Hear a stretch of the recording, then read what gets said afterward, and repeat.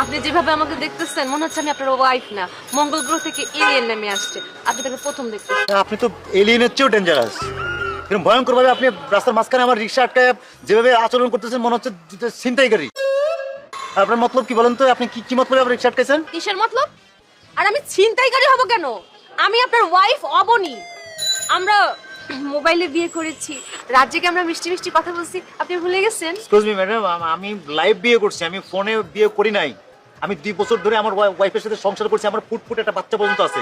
আর হ্যাঁ, আমি রাত জেগে কথা বলছি, রাত জেগে আমি আমার বউর সাথে কথা বলছি, আপনার সাথে না। আপনি আমাকে ভূগোল বোঝান? হ্যাঁ? হ্যাঁ, অবনীকে অস্বীকার করা এত সহজ না। আমি বাঙালি মেয়ে হতে পারি, কিন্তু ভাঙাড়ি মার্কা বাঙালি মেয়ে না, ঠিক আছে? মানে না বোঝার ভান করে কোনো লাভ নাই। হ্যাঁ, আপনার মতো কিছু বাঙালি পোলা আছে যে একটু টাকা পয়সা আয় করলেই নিজের বউকে চেঞ্জ করার কথা ভাবে, তাই না?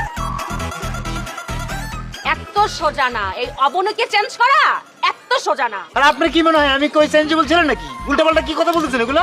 যা সত্যি তাই কইতেছি। এই তুই কত কি লটারি পাইছস নাকি মালিকের টাকা চুরি করছস? তুই তোমার চিনতেই পারতাছস না? আরে আপনি কি তুই তুকারি করতেছিস কি জন্য? আর আমি কিসের লটারি বেশি কার টাকা চুরি করে আনছি? আমি আপনার যে বলতেছি আমি আপনার বউ না, আর কি কইতেছি আমি আপনার জামাই না, আমি আপনার বিয়ে করি নাই। বুঝেন না কি লাগা? এই চলো তো ভাই। এই তুই কই যাবি? ওরা কোনা? ওটা নামতে কইছিস না? কি? তোরে আমি রিকশা থেকে নামতে কইছি। না, আমি নামবো না তো। তুই আমারে অস্বীকার করে পার পাবি? নাম। আরে কি শুরু করছেন আপনি?